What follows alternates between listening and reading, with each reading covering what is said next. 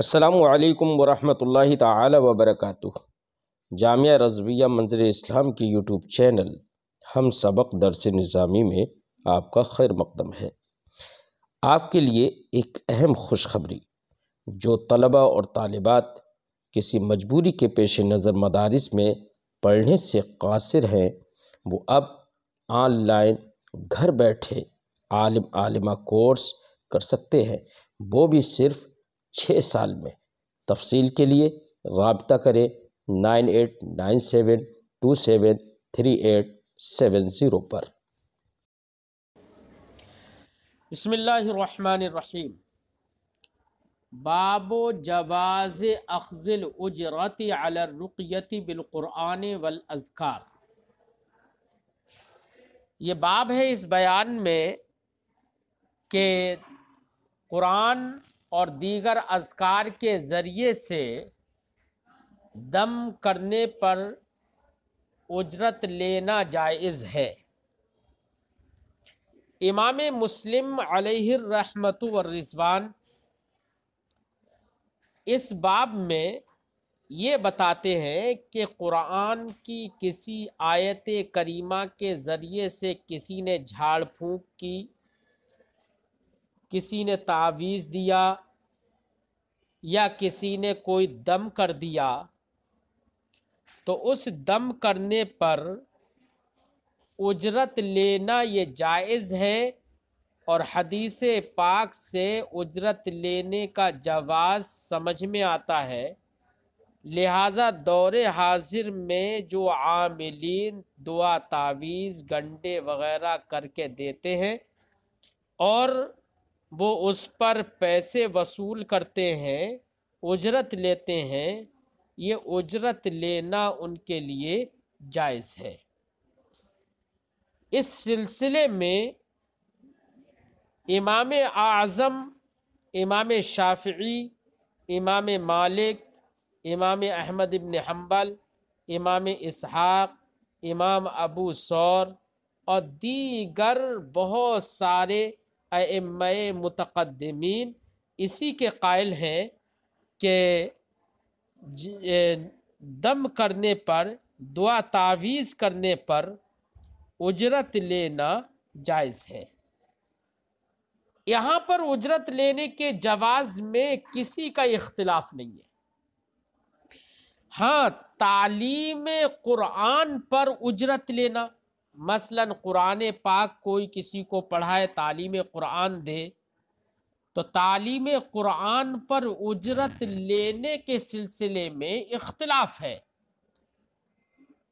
امام شافعی، امام مالک، امام احمد، امام اسحاق، امام ابو ثور اور دیگر بہت سارے فقہا اس بات کے قائل ہیں کہ تعلیم قرآن پر بھی اجرت لینا جائز ہے، جبکہ امام اعظم ابو حنیفہ رحمۃ اللہ تعالی علیہ نے تعلیم قرآن کے سلسلے میں اجرت لینے کو منع فرمایا۔ یہ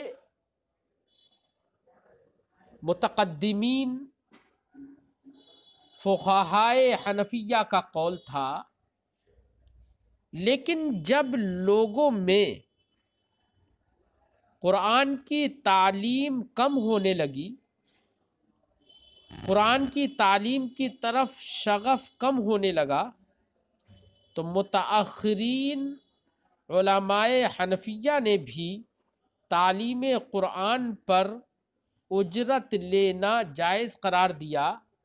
اور اس کی تعویل یہ پیش کی کہ براہ راست تعلیم قرآن پر اجرت لینا نہیں ہے، بلکہ کوئی اگر تعلیم دے رہا ہے تو تعلیم دینے کے وقت میں جو وقت وہ صرف کر رہا ہے، وہ تعلیم کا پیسہ نہ لے، تعلیم کے نام پر پیسہ اور اجرت نہ لے، بلکہ جو تعلیم دے رہا ہے تو اس میں جو اپنا وقت صرف کر رہا ہے تو اس وقت کی اجرت لینا جائز ہے، اس طور سے اجرت لے سکتا ہے۔ لہٰذا اب اگر کوئی مقرر ہے، کوئی نعت خواں ہے، تو وہ بھی اگر اجرت لے رہے ہیں اپنے وقت کی، تو وقت کی اجرت لینا جائز ہے، اگرچہ تعلیم کی اجرت لینا آج بھی جائز نہیں ہے۔ تو یہ ایک طریقے سے حیلہ ہے احناف کے نزدیک،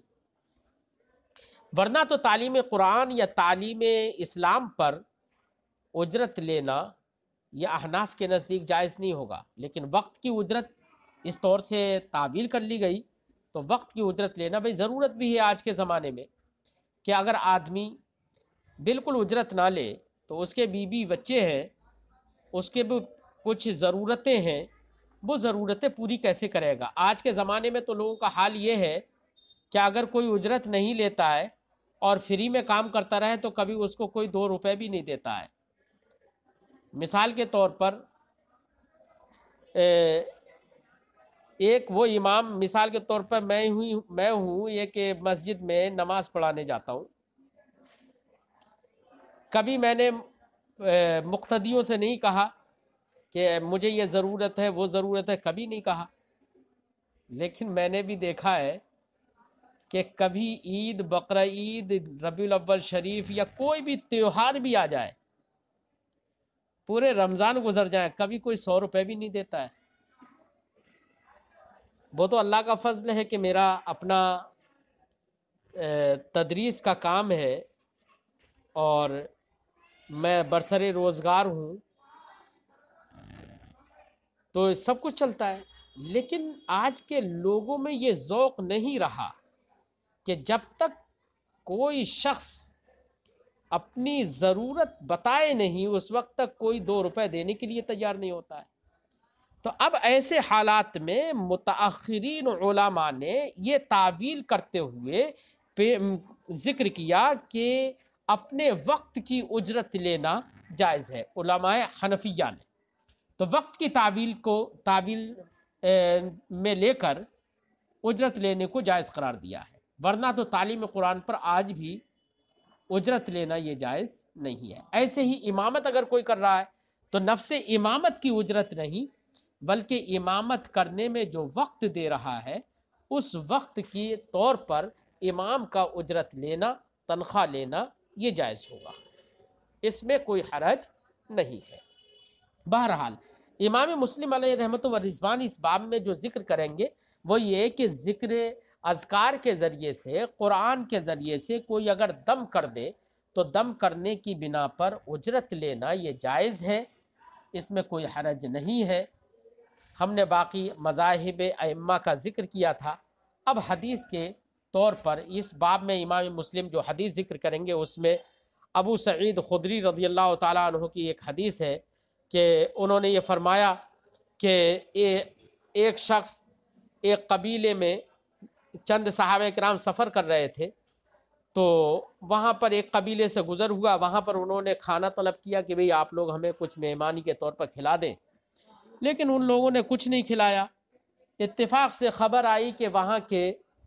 ایک اس کو گاؤں کے مکھیا کو یا کسی شخص کو یا گاؤں کے مکھیا کے کسی گھر والے کو بچھو نے ڈنک مار دیا ہے۔ تو لوگوں نے کہا کہ بھئی آپ لوگوں میں سے کوئی بچھو اتار سکتا ہو تو بتائے۔ تو صحابہ کرام میں سے ایک نے کہا کہ ہاں ہم اتار دیں گے۔ تو ایک روایت میں یہ ہے کہ انہوں نے کہا کہ لیکن ہم بکری لیں گے بدلے میں، اور ایک روایت میں یہ بھی ہے کہ انہوں نے ڈنک مارنے کی جگہ کو دم کیا، تو سورہ فاتحہ پڑھ کے دم کر دیا اور وہ اس کو آرام مل گیا، سکون مل گیا۔ تو ان لوگوں نے کچھ بکریاں ان لوگوں کو دے دی، صحابہ کرام کو دی۔ اب بکریاں دیں تو نبی کریم صلی اللہ علیہ وسلم کی بارگاہ میں آئے اور عرض کی یا رسول اللہ یہ ایسے ایسے بکریاں ملی ہیں۔ تو سرکار دو عالم صلی اللہ علیہ وسلم نے ان بکریوں کے ذبح کرنے سے، ان کو کھانے سے منع نہیں فرمایا، بلکہ سرکار نے فرمایا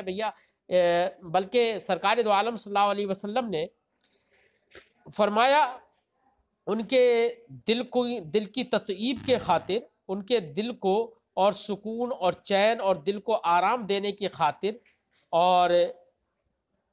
اس لیے ان کی تعریف میں مبالغہ کرنے کی خاطر نبی کریم نے فرمایا کہ اس میں سے ہمارا بھی حصہ کر دینا، تو اس میں سے ہمارا بھی حصہ رہے گا۔ اب دیکھو سرکار کہہ رہے ہیں کہ اس میں سے ہمارا بھی حصہ رہے گا، جبکہ وہ اجرت پر لی گئی تھی بکریاں، اجرت وہ پھونک کی دم کرنے کی اجرت تھی، تب بھی سرکار نے منع نہیں فرمایا بلکہ فرمایا میرا بھی اس میں حصہ ہوگا۔ تو یہ حصہ سرکار نے فرمایا کہ میرا بھی حصہ ہوگا، یہ محض تطیب خاطر کے طور پر، تطیب قلب کے طور پر، ان کی تعریف میں مبالغہ کرنے کے طور پر یہ سرکار نے فرمایا، یا یہ بتانے کے لیے کہ یہ کھانا حلال ہے، جیسے کہ اگر حلال نہیں ہوتا تو میں نہیں کھاتا، اس میں کوئی شبہ نہیں ہے حلال ہونے میں۔ ورنہ تو ایک بات یہ بھی سمجھ لیجئے، اگر کسی نے کوئی دم کیا اور کوئی اجرت پہ کوئی چیز دی گئی یا لی گئی تو اس میں صرف اسی کا حق ہے، دوسرے کا حق نہیں ہے اس میں۔ یہ تو سرکار نے اپنے حق کے طور پر نہیں بلکہ ان کے تعریف کے طور پر، ان کی تطیب قلب کے طور پر، ان کے دل کو خوش کرنے کے لیے سرکار نے فرمایا اضربوا لی بسہم، میرے لیے بھی اس میں حصہ رکھنا۔ ٹھیک ہے، تو یہ حدیث پاک اس مفہوم کی جو بھی روایتیں امام مسلم یہاں ذکر کریں گے وہ سب دلیل ہیں اس بات پر کہ جھاڑ پھونک اور دعا تعویذ کرنے پر اجرت لینا یہ جائز ہے۔ فرماتے باب جواز اخذ الاجرت علی الرقیۃ بالقرآن والاذکار، اذکار اور قرآن کے ذریعے سے دم کرنے پر اجرت لینا جائز ہے، اس کے بیان میں۔ حدثنا یحییٰ بن یحییٰ، امام مسلم فرماتے ہیں ہم سے حدیث بیان کی یحییٰ ابن یحییٰ نے، قال انہوں نے کہا، حد اخبرنا حشیم، ہم نے خبر دی حشیم نے، وہ روایت کرتے ہیں عن ابی بشر، ابو بشر سے، وہ روایت کرتے ہیں عن ابی المتوکل، ابو المتوکل سے، وہ روایت کرتے ہیں عن ابی سعید الخدری، حضرت ابو سعید خدری سے، وہ کہتے ہیں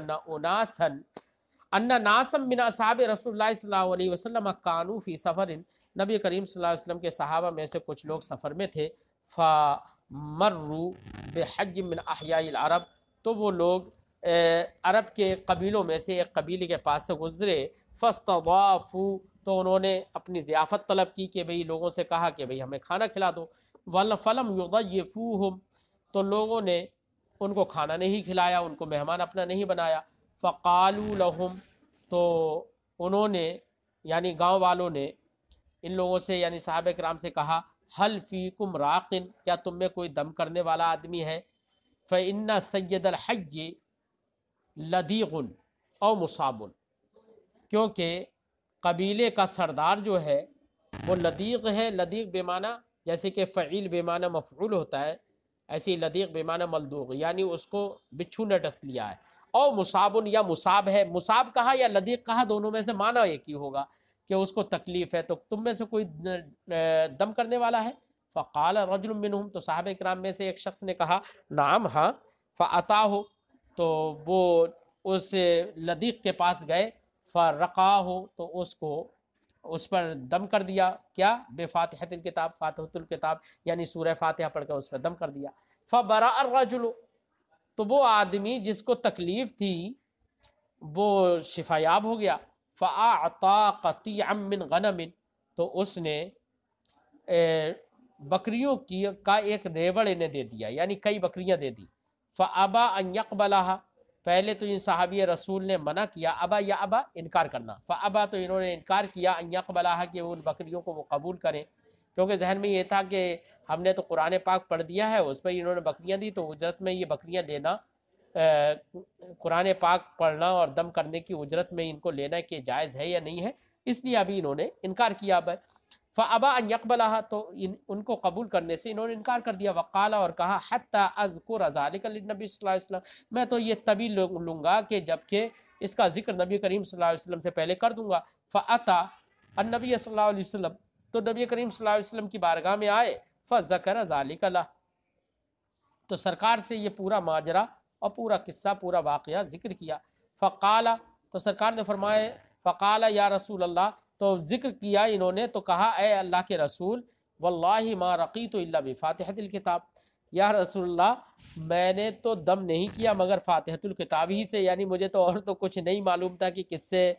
دم کیا جائے گا، لیکن میں نے فاتحۃ الکتاب پڑھ کر میں نے دم کر دیا یا رسول اللہ۔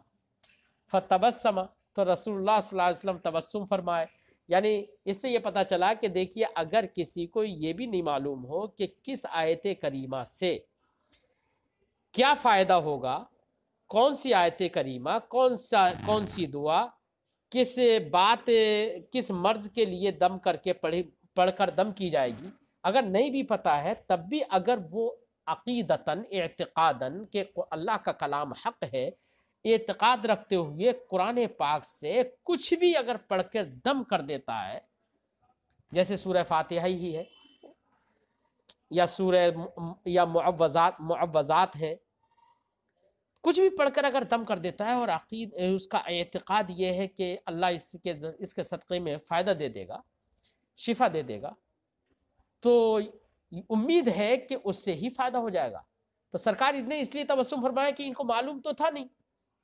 لیکن انہوں نے سورہ فاتحہ پڑھ کے دم کر دیا، اس کو ہو گیا فائدہ۔ فتبسم، تو سرکار نے تبسم فرمایا، وقال، اور فرمایا، وما ادراک انہا رقیہ، تمہیں کیسے پتا کہ یہ سورہ فاتحہ رقیہ ہے، یعنی یہ بھی دم کر کے مطلب پڑھ کے دم کرنے والی ہے، تمہیں کیسے پتا؟ ثم قال، پھر بعد میں سرکار نے فرمایا، خذوا منہم، ان سے بکریاں لے لو، وضربوا لی بسہم معکم، اور اپنے ساتھ میرا بھی حصہ اس میں بنا لینا، یہ سرکار نے فرمایا۔ تو یہ سرکار نے وضربوا لی بسہم معکم، یہ جو سرکار نے فرمایا یہ ان کے دل کو خوش کرنے کے لیے فرمایا، تاکہ ان کے دل خوش ہو جائیں، اور یہ بتانے کے لیے فرمایا کہ اس کی علت میں کوئی شبہ نہیں ہے، یہ بتانے کے لیے فرمایا کہ تم نے اچھا کام کیا ہے، ٹھیک ہے، ان کی تعریف کرنے کے لیے فرمایا۔ وحدثنا محمد بن بشار، امام مسلم فرماتے ہیں ہم سے حدیث بیان کی محمد ابن بشار نے اور ابو بکر ابن نافع نے، وکلاہما، دونوں لوگ روایت کرتے ہیں عن غندر سے، وہ روایت کرتے ہیں محمد ابن جعفر سے، وہ روایت کرتے ہیں شعبہ سے، وہ روایت کرتے ہیں ابو بشر سے، وہ بہذا الاسناد، اسی سند کے ساتھ، ابو بشر کے بعد وہی سند ہے جو کہ اس سے پہلے گزر چکی ہے، یعنی عن ابی المتوکل عن ابی سعید الخدری، وہی ہے۔ فرماتے ہیں بہذا الاسناد، اسی سند کے ساتھ، وقال فی الحدیث، ہاں انہوں نے حدیث میں کہا، فجعل یقرأ ام القرآن، تو وہ صحابی رسول ام القرآن یعنی سورہ فاتحہ پڑھنے لگے، وَيَجْمَعُ بُزَاقَهْ، اور اپنے تھوک کو جمع کرنے لگے، وَيَتْفِلُ یا يَتْفُلُ، اور تھوکنے لگے، مطلب اس پر دم کر رہے تھے تو اس میں کچھ تھوک کی چھینٹیں بھی آ گئی، تھوکنے لگے، فَبَرَأَ الرَّجُلُ، تو آدمی شفا یاب ہو گیا، یہ ہے ان کے اس حدیث میں، اس والی سند کی حدیث میں۔ وحدثنا ابو بکر بن ابی شیبہ، امام مسلم فرماتے ہیں ہم سے حدیث بیان کیا ابو بکر بن ابی شیبہ نے، قال، انہوں نے کہا، حدثنا یزید بن ہارون، ہم سے حدیث بیان کی یزید بن ہارون نے، قال، انہوں نے کہا، اخبرنا ہشام بن حسان، ہمیں خبر دی ہشام ابن حسان نے، وہ روایت کرتے ہیں محمد ابن سیرین سے، وہ روایت کرتے ہیں اپنے بھائی سے یعنی معبد ابن سیرین سے، وہ روایت کرتے ہیں ابو سعید خدری سے، قال، انہوں نے کہا، نزلنا منزلا، ایک اترنے کی جگہ ہم اترے، یعنی ایک جگہ ٹھہرے، اتتنا امرات، تو ہمارے پاس ایک عورت آئی، فقالت، تو وہ بولی، ان سید الحی سلیم، ایک ہمارے قبیلے کا جو سردار ہے وہ سلیم ہے، سلیم کا معنی یہاں پر لدیغ، یعنی اس کو بچھو نے کاٹ لیا ہے، بے قرار ہے، بے چین ہے، بچھو کا کٹا ہوا ہے، لدیغا، اس کو کاٹ لیا گیا، ڈنک مار دیا گیا، فہل فیکم من راقن، تو کیا تم میں کوئی دم کرنے والا ہے؟ فقام معاہا رجل، تو اس عورت کے ساتھ ایک آدمی، رجل منا، ہم میں سے ایک آدمی کھڑا ہوا، ما کننا نظنہ یحسن رقیۃ، جس کے بارے میں ہمارا یہ خیال تھا کہ ہمارا خیال نہیں تھا کہ وہ اچھی طریقے سے دم کر لے گا، یحسن رقیۃ، اچھی طرح سے دم کر لے گا، ایسا آدمی کھڑا ہوا ہم میں سے جس کے بارے میں ما کننا نظنہ، ہم خیال نہیں کرتے تھے، یحسن رقیۃ، کہ وہ اچھی طریقے سے دم کر لے گا، فرقاہ بفاتحۃ الکتاب، تو انہوں نے فاتحۃ الکتاب پڑھ کر دم کر دیا، فبرأ، تو وہ شخص شفا یاب ہو گیا، فاعطوہ،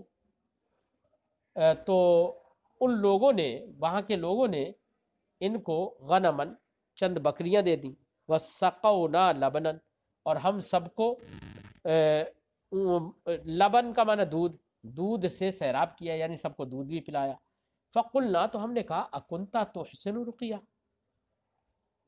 کیا تم اچھے طریقے سے دم کرنا جانتے ہو؟ فقال ما رقیتہ الا بفاتحۃ الکتاب، تو انہوں نے جواب میں کہا ارے میرا جھاڑ پھونک اور میرا دم کرنا نہیں تھا، ان کا دم کرنا نہیں تھا. راوی فرماتے ہیں ان کا دم کرنا نہیں تھا الا بفاتحۃ الکتاب، مگر فاتحۃ الکتاب کے ذریعے، یعنی انہوں نے تو سورہ فاتحہ پڑھ کے دم کر دی تھی. قال، راوی فرماتے ہیں فقلت لا تحرکوها، میں نے کہا ان بکریوں کو بالکل چھیڑنا مت، ان کو ذبح وغیرہ مت کرنا.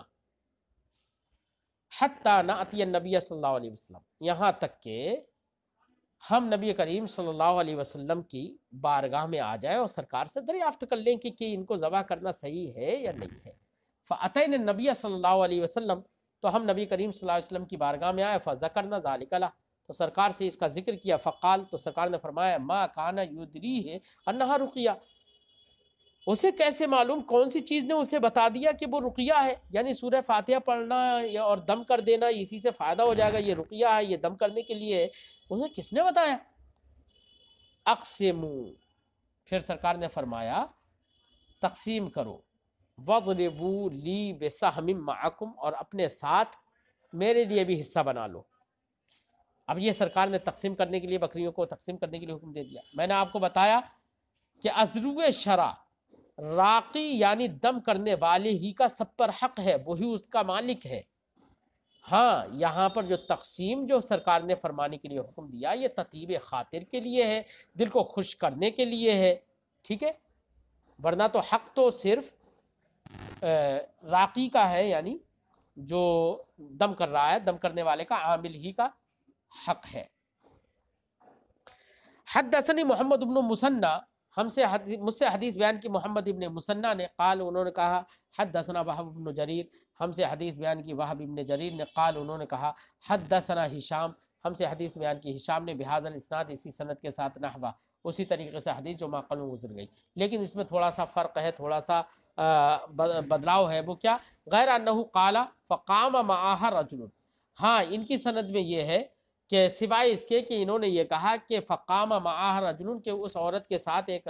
آدمی ہم میں سے کھڑا ہوا. ما کننا نعبنہ برقیۃ، نعبنہ بھی پڑھ سکتے ہیں، نعبنہ بھی پڑھ سکتے ہیں. ما کننا نعبنہ برقیۃ، ابن یا ابنو کا معنی ہوتا ہے تہمت لگانا. ما کننا نعبنہ، اب یہاں پر تہمت لگانے کے معنی میں نہیں ہے، بلکہ یہاں پر گمان کرنے کے معنی ہے. یعنی ما کننا نظنہ برقیہ، یعنی ہمارے خیال یہ نہیں تھا کہ وہ جھاڑ پھونک لیتے ہیں اور وہ دم کر لیتے ہیں، ہمارا یہ خیال نہیں تھا. یہ الفاظ انہوں نے استعمال کیے، جبکہ اس سے پہلے والی سند میں جو حدیث ہے اس سند میں یہ تھا ما کننا نظنہ یحسن رقیہ، وہاں پر الفاظ یہ تھے. یہ تھوڑا سا بدلاؤ تھا، اس لیے امام بخاری نے، لیکن معنی تو تقریباً ایک ہی ہے، اس لیے امام بخاری نے ایک دوسری سند سے بھی حدیث کو ذکر کر دیا.